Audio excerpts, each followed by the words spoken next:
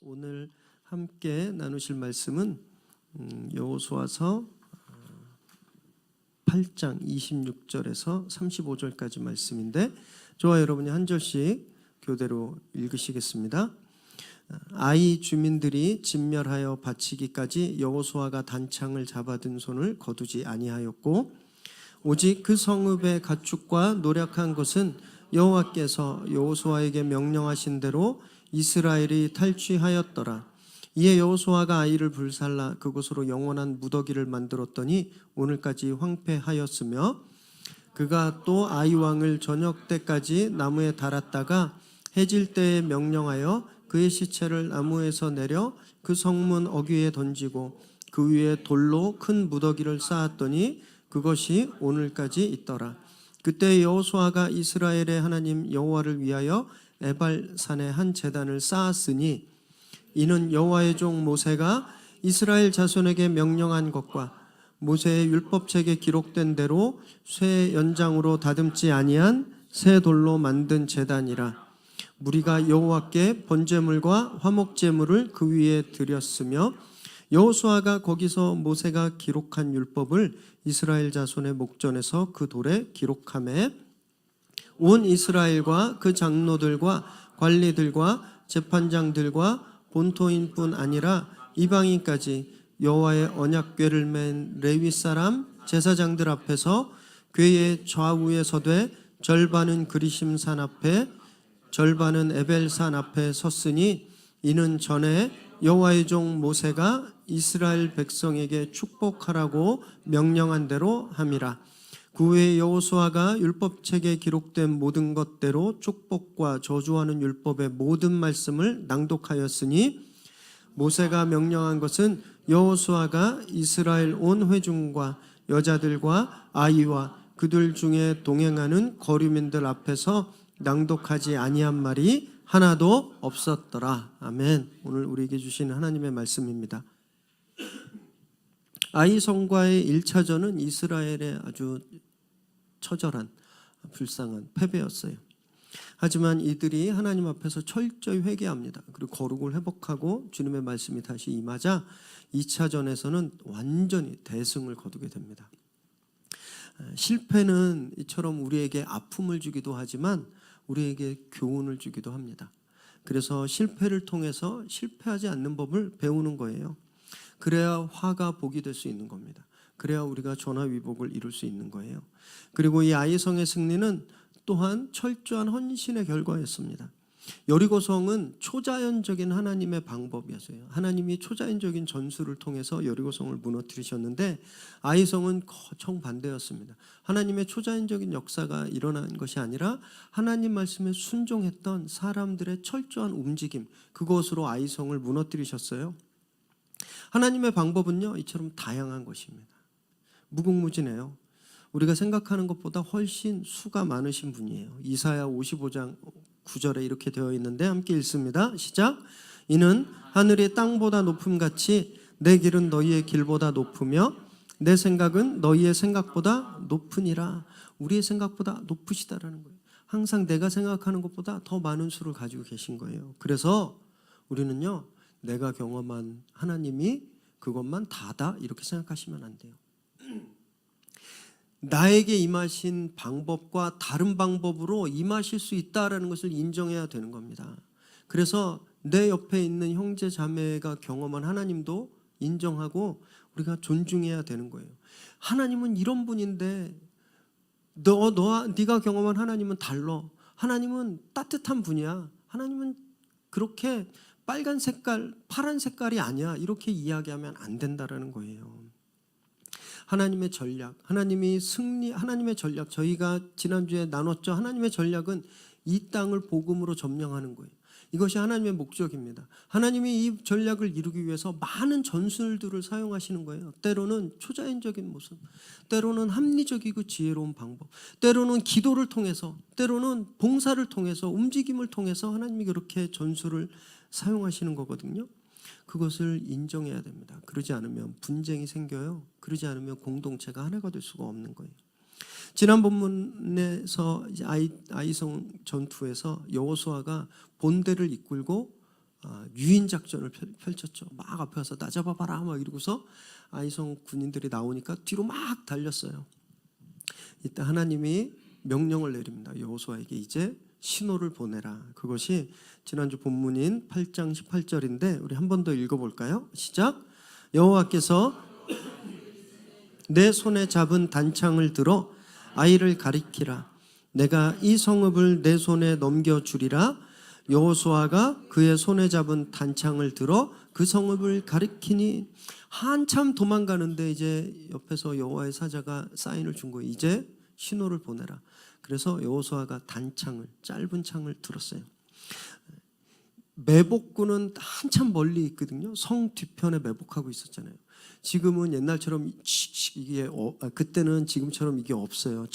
나와라 오바 이게 없었고 뭐 SNS를 통해서 뭐 이렇게 공격 이렇게 내릴 수가 없는 상황이었기 때문에 또 한참 떨어져 있어서 창을 들어서 이 창날을 햇빛에 반사시키는 거예요. 반짝반짝. 그러면 저 성 뒤편에 숨어있던 매복군들이 그걸 보고 공격 신호구나 이러고 성에 들어갈 수 있었던 것이죠. 또 이 손을 들므로써 막 거짓 후퇴하고 있었던 이스라엘 본대가 뒤돌아서 반격을 하게 된 거예요. 그런데 이 신호를 내렸으면 이제 팔을 내려야 되는데 여호수아가 창을 든 손을 끝까지 내리지 않고 있었다는 거예요. 26절을 읽습니다. 시작. 아이 주민들을 진멸하여 바치기까지 여호수아가 단창을 잡아 든 손을 거두지 아니하였고, 여호수아는 지금 전쟁에 직접 나섰어요. 본인이 미끼 역할을 하고 직접 전투에 나섰는데 얼마나 싸우고 싶었겠어요. 여호수아는 전사의 피를 가지고 있는 사람이었습니다. 단창을 들어서 신호를 올리고 칼을 빼서 그리고 막 적들의 목을 날리면서 막 돌진해야 되는데 그가 지금 어떻게 하고 있냐면요, 칼을 들지 않고 창을 든 손을 계속, 언제까지? 아이성이 완전히 멸망할 때까지 창을 들고 있었다라는 거예요. 칼을 휘두르는 대신 그 신의 창을 들고 계속 있었다라는 거예요. 그가 기억했기 때문에 그래요. 무엇을 기억했냐면 홍해를 건널 때 모세가 지팡이를 높이 들었던 그 모습을, 그리고 광야에서 아말렉과의 전투, 아말렉하고 전투할 때 여호수아가 선봉장이었거든요. 그때 어떤 일이 있었냐면 모세가 손을 들면 이스라엘이 이기고 힘들어서 손을 내리면 이스라엘이 지는, 그래서 아론과 훌이 옆에서 모세의 팔을 대신 들어줬어요. 전쟁에 이길 때까지 들어줬거든요. 그걸 여호수아가 잊지 않았던 거예요. 그래서 여호수아가 자기도 칼을 들고 막 가서 싸우고 싶은데 그 충동을 억누르고 지금 창을 들고 있는 거예요. 물론 여호수아가 창을 내려도 전쟁의 승패는 달라지지 않았을 겁니다. 이 전쟁은 이스라엘이 이기는 전쟁이었어요. 그런데 자신이 하늘을 향해서 창을 들고 있으면서 이 전쟁의 주인은 하나님이시다라는 것을 계속 보여주고 있는 거예요. 그리고 자기 눈앞에 지금 아이성의 군대가, 베델과 아이의 연합군이 막 죽임을 당하고 아이성이 무너지는 것을 보면서 오직 이 승리의 영광은 사람이 아니라 하나님께 있다라는 것을 그가 지금 나타내고 있는 거예요. 전투의 한복판에서 여호수아가 지금 예배하고 있는 겁니다. 저희도 그럴 때가 있어요. 막 움직이고 싶을 때, 지금 이렇게 예배할 때가 아니야. 지금 빨리 나가서 이거 수습해야 될 때야. 지금 내가 가만히 기도할 때가 아니야. 지금 빨리 가서 이걸 막아야 될 때야. 움직이고 싶을 때가 있어요. 여러분, 그런데 때로는요, 우리가 여호수아처럼 우리의 인간적인 충동, 내가 빨리 나가서 무엇을 해야 되겠다고 하는 그 충동을 누르고 멈춰서 여호수아처럼 손을 들고 예배해야 될 때가 있다라는 겁니다. 여러분 그래야 전쟁 같은 상황이 끝나게 된다라는 거예요. 28절과 29절을 함께 우리 29절 말씀을 읽습니다. 시작. 그가 또 아이 왕을 저녁 때까지 나무에 달았다가 해질 때에 명령하여 그의 시체에 나무에서 내려 그 성문 어귀에 던지고 그 위에 돌로 큰 무더기를 쌓았더니 그것이 오늘까지 있더라. 완전히 아이성이 무너지고 사로잡은 아이의 왕을 교수형에 처하죠. 나무에 매달아요. 그리고 저녁 때 그 왕을 내려서 그 위에 큰 돌무더기를 쌓았어요. 지금까지 여호수아가 총 몇 번의 돌무더기를 쌓았을까요? 퀴즈예요, 퀴즈. 맞추시는 분은 주먹밥을 하나 더 드리겠습니다. 총 몇 번의 돌무더기를 쌓았을까요? 2번? 3번? 더 있나요? 그러면 한 번씩 확인해 볼게요. 요단을 건너고 요단 강 한복판에 돌을 세웠죠. 보이진 않지만 강이 덮여서. 2번째는 길갈에 돌을 세웠어요. 3번째는 어디에 세웠죠? 아골골짜기. 아간을 처형하고 그 위에 아골골짜기에 돌을 쌓았어요. 그리고 4번째가 오늘 아이의 왕을 죽이고 그 위에 돌무더기를 쌓은 거예요. 총 몇 번이에요? 4번. 강바닥에 쌓은 돌, 길갈에 쌓은 돌은 무엇을 상징하죠? 하나님의 축복과 구원, 그 은혜를 상징해요. 그러면 아골골짜기에 쌓인 돌덩이와 오늘 아이왕의 무덤 위에 쌓인 돌덩이는 무엇을 상징할까요? 저주를 상징하는 거예요. 불순종, 죄가 받는 저주, 징계를 상징하거든요. 돌무더기는요, 축복을 상징하거나 저주를 상징하거나 either or, 둘 중에 하나밖에 없다라는 거예요. 둘 중에 하나밖에 없어요. 그런데 우리는 중간쯤 되는 돌무더기가 있다라고 생각할 때가 많다라는 거예요. 축복과 저주에 살짝 걸쳐 있어도 괜찮다라고 생각할 때가 많아요. 그래서 주일날은 축복의 상징으로 왔다가 예배하잖아요. 그리고 평일날은 세상으로, 징계로, 죄로 들어갈 때가 있다라는 거예요. 그러면서 갈등하지 않아요. 신앙의 한 발, 세상의 한 발을 걸치고 살면서 전혀 갈등하지 않아요. 왜냐하면 그 중간길이 있다고 믿기 때문인 거예요. 그 중간길이. 여러분, 누이 좋고 매부 좋은 길은 없어요. 4세트, 여호수아가 세운 4세트의 돌무더기 중에 축복과 저주가 반씩 섞여 있는 돌무더기는 하나도 없다라는 겁니다. 축복의 상징이든지 죽음의 상징이든지 둘 중에 하나만 있다라는 거예요. 여러분, 이것이 신앙입니다. 신앙. 어떤 상징이 되고 싶으세요? 축복의 상징이 되고 싶으시죠? 그러면 예배를 회복해야 되는 겁니다. 30절 말씀을 읽습니다. 시작. 그때에 여호수아가 이스라엘의 하나님 여호와를 위하여 에발산에 한 제단을 쌓았으니, 아이성을 함락시키고 즉시 에발산에 가서 제단을 쌓았어요. 이 에발산이 어디쯤 있을까 궁금하실까 봐 친절한 목사잖아요.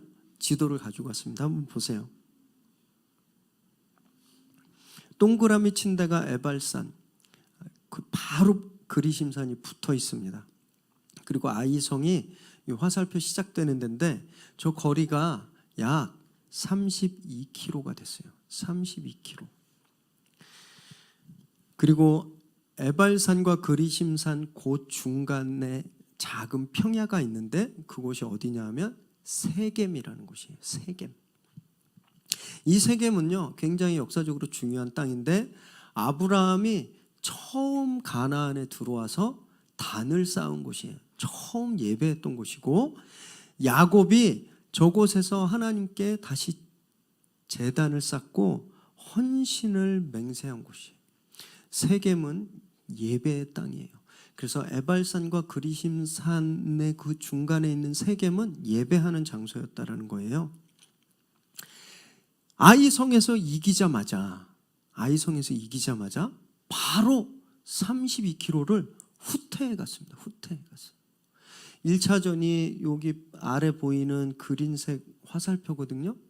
남쪽을 점령해야 되는 그 막중한 책임이 이들에게 있었는데, 아이성에서 이기자마자 오히려 북쪽으로 퇴각한 거예요. 퇴각. 이것을 영어로 리트릿이라고 합니다. 리트릿.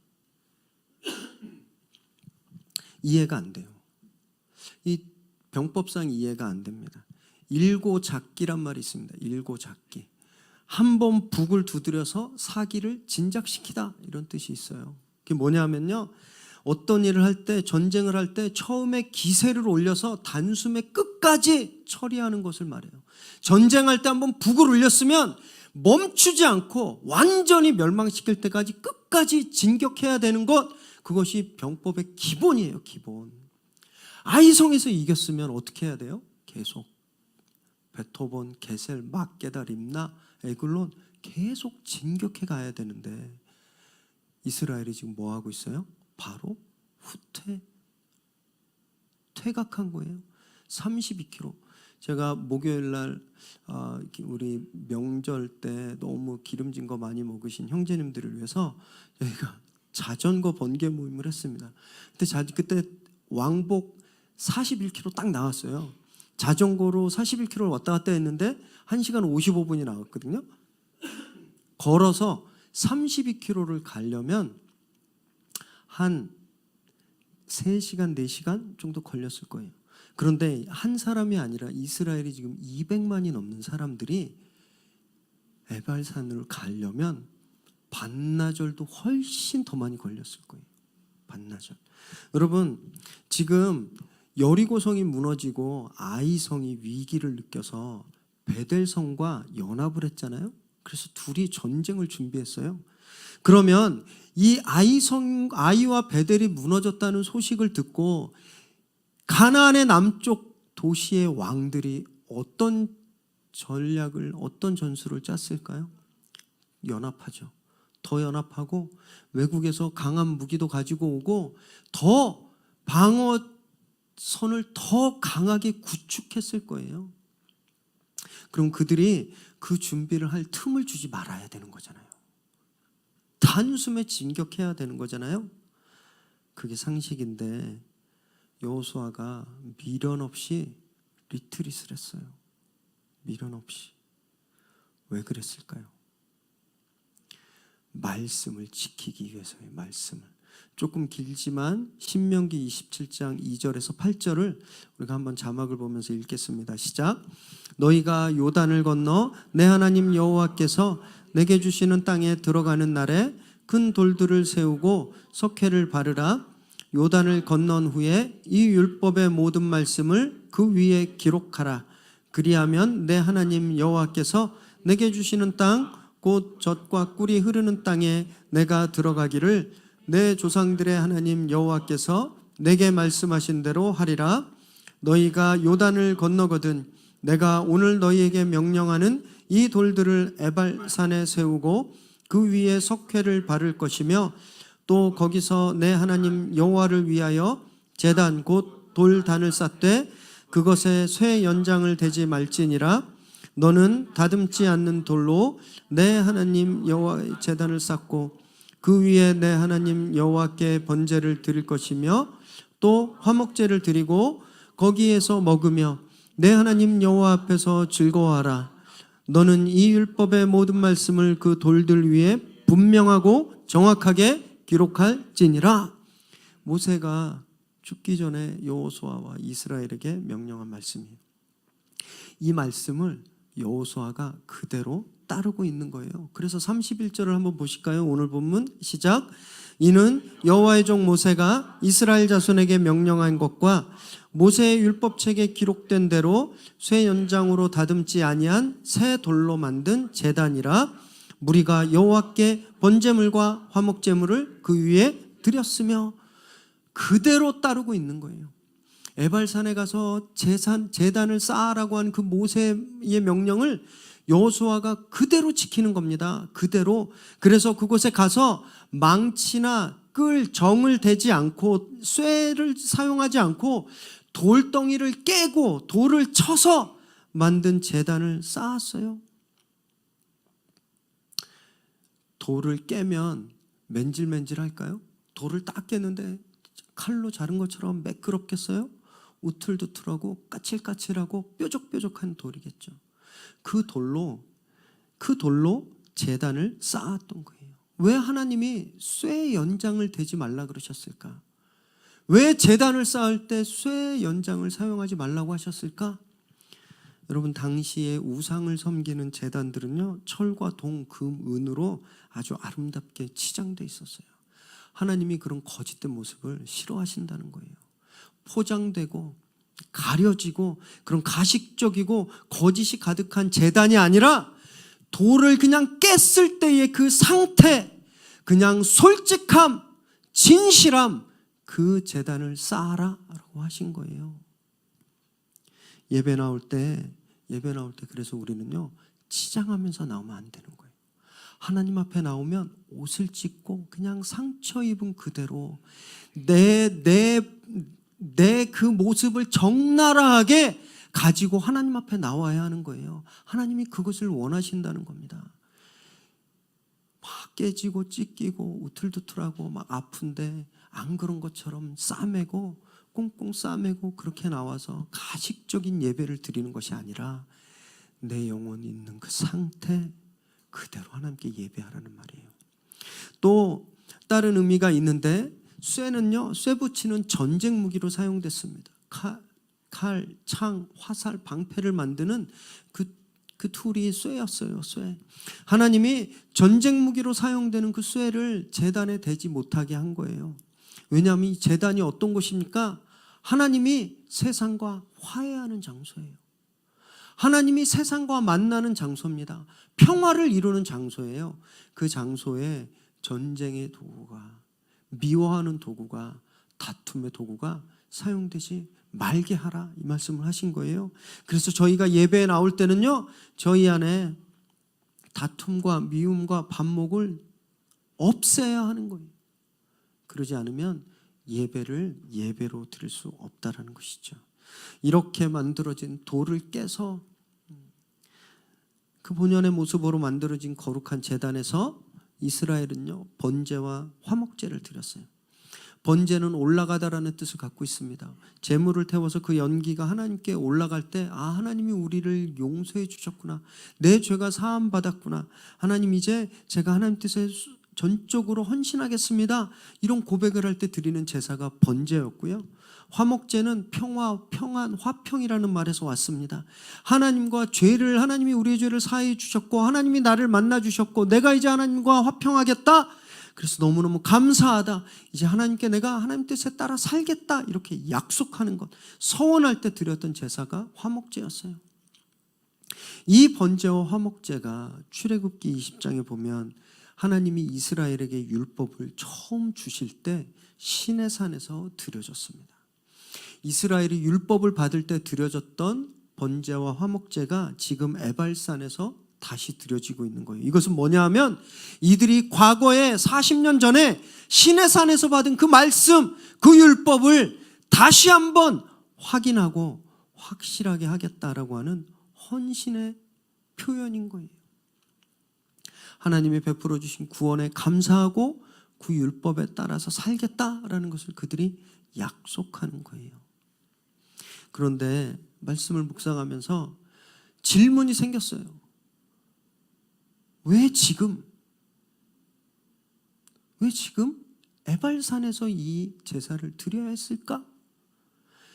가나안을 다 점령하고 그리고 피날레로, 셀러브레이션으로 가나안을 다 점령하고 그리고 나서 해도 되지 않았을까?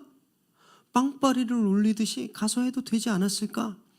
그러면 더 기쁨이 크고 더 웅장하고 더 멋진 제사를 드리지 않았을까?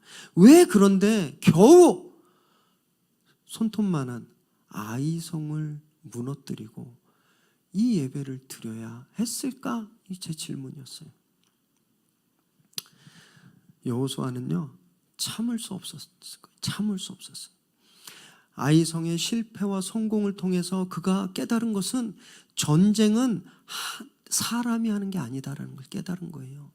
전쟁은 하나님이 하신다라는 것을 깨달은 거예요. 그래서 사람이 아무리 날구겨도 200만, 60만이 아무리 날구겨도 그것 때문에 전쟁에 승리하는 것이 아니라 하나님 앞에 우리가 바로 서 있을 때 전쟁이 이긴다라는 것을 깨달은 거예요. 그래서 참을 수가 없었습니다. 그래서 세겜으로 에발산으로 달려간 거예요. 예배를 참을 수가 없었던 거예요. 그래서 그가 이 중요한 순간에 리트릿한 겁니다. 퇴각한 거예요. 저희들도요, 이 리트릿이란 말을 굉장히 자주 씁니다. 보통 수련회란 말을 쓰기도 하고 천주교에서는 이것을 피정이라는 말로 써요. 피정. 한적한 곳에 가서 영성을 훈련한다, 이런 뜻으로 사용하거든요. 그런데 저희는요, 굉장히 자주 이 리트릿을 야외 행사 정도로 생각할 때가 있다는 거예요. 경치 좋은 곳에 그냥 한적한 곳에 가서 쉬고 무슨 액티비티를 하는, 행사를 하는 그런 것쯤으로 생각한다라는 거예요. 여러분, 이스라엘의 리트릿은 그런 것이 아니었습니다. 다 내려놓고 즉시 간 거예요. 아이성에서 하나님이 명령하셨죠. 가축과 거기서 얻은 노량문들, 전리품들은 너희가 가져라 했어요. 그러면 전쟁이 끝나면 논공 행상이 있어야 되는 거예요. 그 임진왜란 때 나쁜 왜군들이 사람들을 죽이고 코를 수집했거나 귀를 수집했거든요. 그게 뭐냐면 내가 이만큼 공을 세웠다라는 것을 보이는 거예요. 그래야 그에 따른 보상을 받는 거거든요. 아이성을 무너뜨리고 그 전리품들을 취했으면 무엇을 해야 됐겠어요? 다 모여. 자, 유다 지파는 이만큼, 르우벤 지파는 이만큼, 그리고 너네는 이만큼 다 이렇게 논공 행상이 이루어지고 그 전리품을 나눠야 되잖아요. 이 사람들이 그것 했다는 기록이 없어요. 그 전리품들을 그냥 다 놔두고 바로 에발산으로 간 거예요. 처리해야 할 일들을, 승리를 자축해야 되고 자기들이 나아가서 그 점령해야 되는 그 다른 성들도 놔두고 하나님 앞으로 즉시 리트릿한 거예요. 여러분, 이것이 리트릿입니다.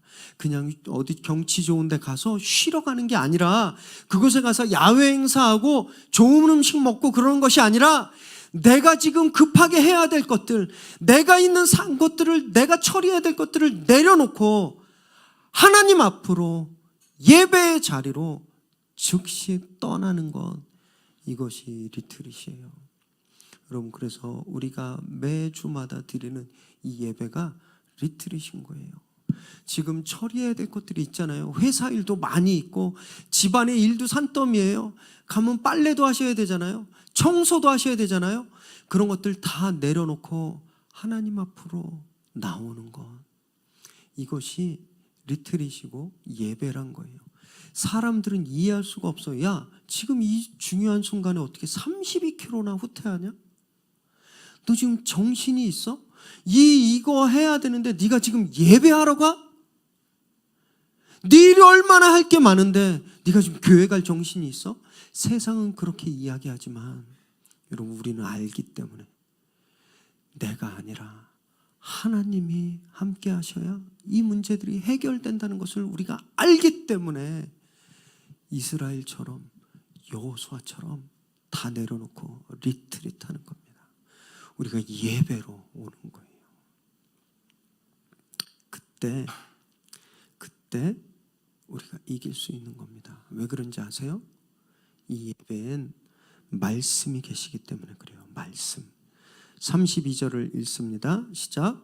여호수아가 거기서 모세가 기록한 율법을 이스라엘 자손의 목전에서 그 돌에 기록하매. 여호수아가 이스라엘 모든 백성들이 보는 앞에서 그 돌에 율법을 기록했어요. 기록. 큰 칠판에 붓을 들어서 멋진 칼리오그라피처럼 쫙 이렇게 쓰거나 잘 나오는 펜으로 쓴 게 아니에요. 거룩한 것은 쇠를 댈 수가 없었어요. 그러면 돌판에 무엇으로 글을 새겼을까요? 돌로 새겼습니다. 돌로. 한 글자 한 글자 돌로 새겼다라는 거예요.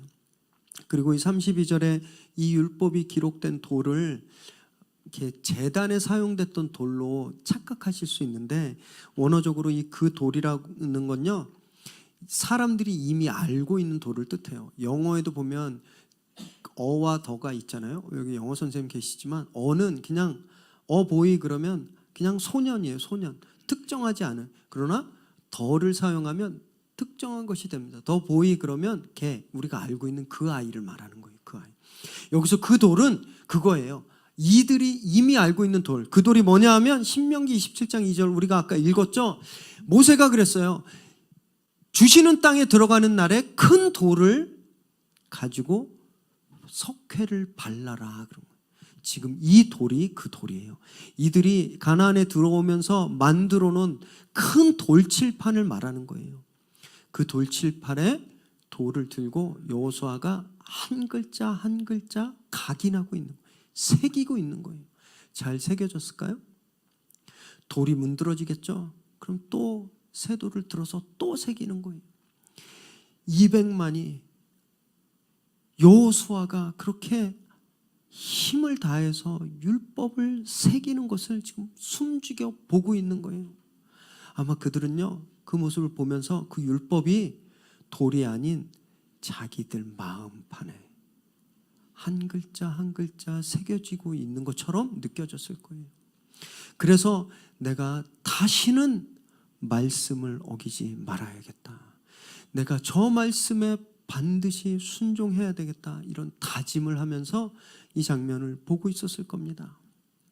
여러분, 그래서 말씀은요, 귀로 듣는 게 아니더라고요.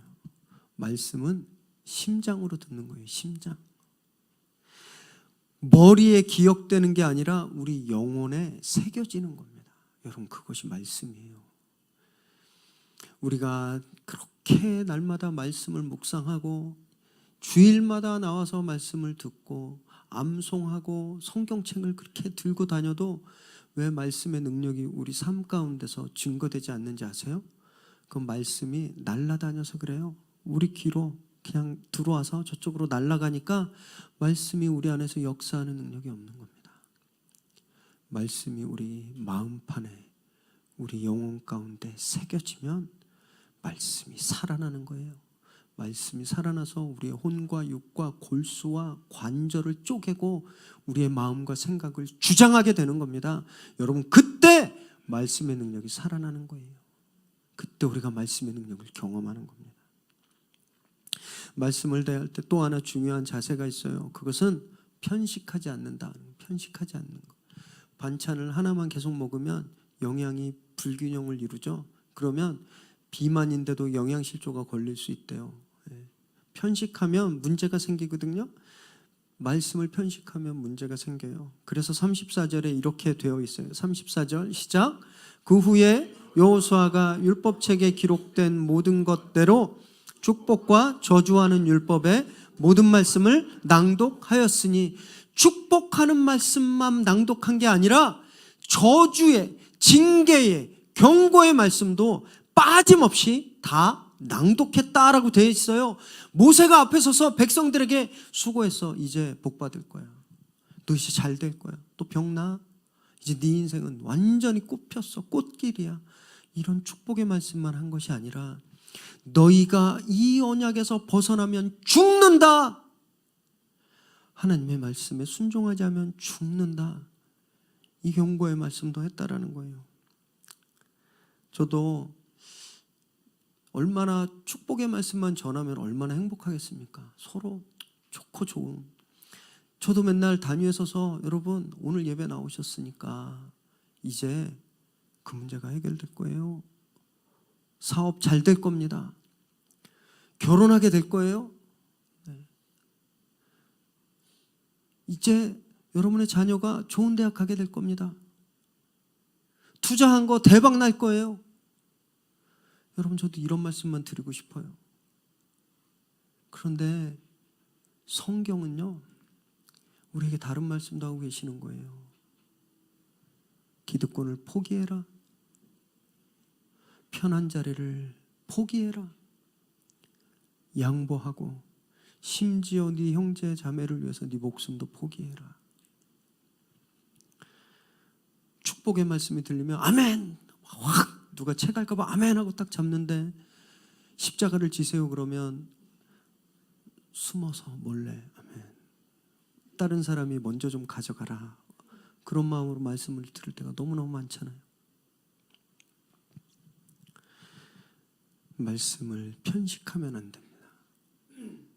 말씀은 정확하게 있는 그대로 다 선포되어야 하는 거예요. 그래서 예수님이 마태복음 5장 18절에 율법의 1.1획도 사라지지 않는다라고 말씀하셨어요. 성경에 기록된 말씀, 예수 그리스도를 통해서 우리에게 보여지고 들려진 말씀은 편식할 수 없는 겁니다. 편식할 때 무너지는 거예요. 새가 날개가 2개가 있는데 하나를 접으면 어떻게 되겠어요? 추락하죠? 그래서 많은 교회들이 추락하고 있는 겁니다. 복만 계속 치니까 날릴 수가 없는 거예요. 말씀을 편식하면 안 돼요. 그리고 그렇게 선포되는 말씀엔 지위에 높고 낮음, 부자와 가난한 자의 구분이 없었어요. 33절과 35절을 우리 함께 읽습니다. 시작. 온 이스라엘과 그 장로들과 관리들과 재판장들과 본토인뿐 아니라 이방인까지 여호와의 언약궤를 맨 레위 사람 제사장들 앞에서 궤 좌위에 서되 절반은 그리심산 앞에 절반은 에발산 앞에 섰으니 이는 전에 여호와의 종 모세가 이스라엘 백성에게 축복하라고 명령한 대로 함이라. 35절. 모세가 명령한 것은 여호수아가 이스라엘 온 회중과 여자들과 아이와 그들 중에 동행하는 거류민들 앞에서 낭독하지 아니한 말이 하나도 없었더라. 하나님의 말씀을 받는데 제사장도 있었고 관리도 있었고 백성도 있었고 심지어는 이방인들도 있었다라는 거예요. 숫자에 포함되지도 않는 여인과 아이들도 있었다라는 거예요. 35절의 거류민들은 이스라엘 백성이 아니었는데 나중에 개종하고 이스라엘 백성으로 편입된 이방 사람들을 뜻해요. 우리가 아는 라합의 가족들도 있었을 거고, 더 멀게는 출애굽할 때 얼떨결에 따라 나온 잡족들이라고 하는 그런 이방인들, 그들을 뜻합니다. 말씀에 차별이 없는 거예요. 너는 애니까 듣지 마. 너는 외국인이니까 듣지 마. 너는 이민 온 사람이니까 듣지 마. 이런 게 아니었다라는 거예요. 말씀을 풀어내는, 이 단에 서서 말씀을 풀어내는 저나 말씀을 듣는 성도님들이나 지금 저 방에서 예배드리는 뉴젠 아이들이나 말씀을 똑같이 받는 그런 사람들이라는 거예요. 말씀이 우리 모두에게 열려 있다라는 거예요. 말씀이 우리 모두를 지배한다라는 거예요. 그래서 말씀을 들을 때 이 말씀은 김 집사님이 들어야 되는데 오늘 안 왔네, 이렇게 생각하시면 안 돼요. 저도 그래서 너무너무 두려운데, 많은 목사들이 자기는 말씀을 듣는 사람이 아니라 말씀을 이야기하는 사람으로 착각할 때가 많아요. 그래서 자기 자신에게 말씀을 적용하지 않는 거예요. 그래서 넘어지고 실수하고 실패하는 경우가 너무너무 많거든요. 여러분, 말씀 앞에 우리는 다 똑같습니다. 말씀 앞에 그 말씀의 범위를 벗어날 수 있는 사람은 없어요. 왜 그런지 아세요? 그 말씀이 예수 그리스도시기 때문에 그래요. 예수 그리스도. 지금 이스라엘이 에발산에 있죠. 에발산. 아까 지도에서 보셨죠? 에발산과 그리심산은 붙어 있어요. 그리고 그 만나는 평지에 있어요. 그런데 이 두 산이 무엇을 상징하는지 아세요? 신명기 11장 29절을 읽습니다. 시작. 내 하나님 여호와께서 내가 가서 차지할 땅으로 너를 인도하여 들이실 때에 너는 그리심산에서 축복을 선포하고 에발산에서 저주를 선포하라. 그리심산에서 무엇을 선포하라고요? 축복. 에발산은 저주. 그리심산은 축복을 상징하고 에발산은 저주를 상징하는 거예요. 사진 한번 보여줄까요? 되게 희한해서 가지고 왔어요. 자, 오른쪽에 있는 게 에발산이에요. 에발산. 이렇게 북쪽 남쪽이에요. 남쪽에 있는 게 그리심산이거든요. 에발산은 민둥산이에요. 지금도. 그리심산은 수풀이 있어요. 되게 기가 막히죠. 저주를 상징하는 산은 지금도 민둥산인 거예요. 그런데 축복을 상징하는 산에 나무와 풀이 있어요.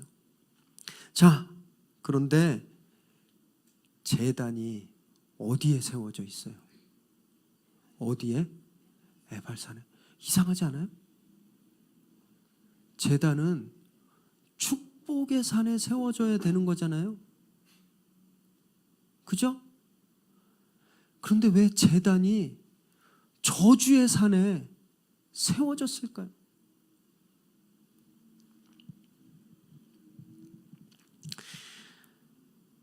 죄로 인해 다 죽게 된 그 저주의 땅에 하나님이 용서의 돌을 세우신 거예요. 죄로 인해 죽을 수밖에 없는 죽음의 산에 하나님이 화해의 돌을 세우신 거예요. 에발산, 저주의 산에 제단이 세워진 건 바로 예수 그리스도를 뜻한다는 거예요. 죄의 저주로 죽을 수밖에 없는 나를 위해서 이 저주의 땅, 죄가 가득한 세상에 친히 내려오신 예수 그리스도, 그리고 나를 위해서 스스로 제물이 돼서 화목제가 되신 예수 그리스도. 여러분, 지금 에발산에 세워진 제단은요, 예수 그리스도의 구속 사역을 우리에게 보여주고 있는 겁니다. 그래서 그분의 사랑은 포용하지 못할 사람이 없는 거예요. 그분의 사랑은 차별이 없는 거예요. 그래서 말씀 앞에 누구나 다 그 말씀 안에 거할 수 있는 겁니다. 아이나 어른이나 이방인이나 유대인이나 자유인이나 종이나 그 말씀 받아들이면 저주가 축복으로 바뀐다라는 거예요. 그래서 하나님이 축복의 산 그리심산이 아니라 저주의 산 에발산에 제단을 세우신 겁니다. 예수님이 마태복음에서 이렇게 말씀하셨는데 마태복음 9장 13절을 읽습니다. 너희는 가서 내가 긍휼을 원하고 제사를 원하지 아니하노라 하신 뜻이 무엇인지 배우라.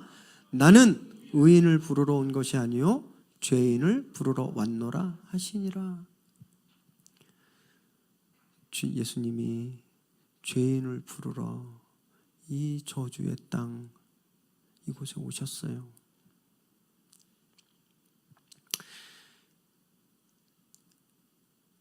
나를 위해서 저주의 언덕인 골고다에서 십자가를 지신 거예요. 그렇게 화목제가 되셨어요. 그래서 우리가 살게 된 겁니다. 여러분, 그래서 우리는요 늘 예수님 앞으로 리트릿 해야 되는 거예요. 말씀 앞으로 나와서 그 말씀을 내 마음판에, 내 심장에 돌로 새기듯이 지워지지 않도록 그렇게 말씀을 새겨야 이 지옥 같은 내 삶이 변하게 되는 겁니다. 내가 아무리 노력해도 어쩔 수가 수가 없어요. 내가 가지고 있는 얄팍한 생각, 내가 아무리 외우고 아무리 쌓아도 백과사전 하나 분량도 외울 수 없는 내 알량한 지식. 우린 100년도 못 살잖아요. 아무리 많이 축적해도 100년도 안 되는 그 짧은 경험, 여러분 그거 가지고 살 수 있는 인생이 아니라는 거예요. 예수님 앞으로 와야, 저주를 축복으로 바꾸신 그분 앞에 와야 우리 인생이 정말로 살 수 있게 된다는 겁니다. 그것이 리트릿이에요.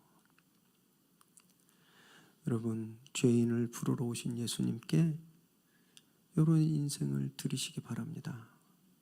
나를 찾아오신, 그래서 그 저주의 언덕 골고다에 오셨던, 십자가에서 나 때문에 보혈을 흘리신 예수님께 여러분의 인생을 던져버리세요.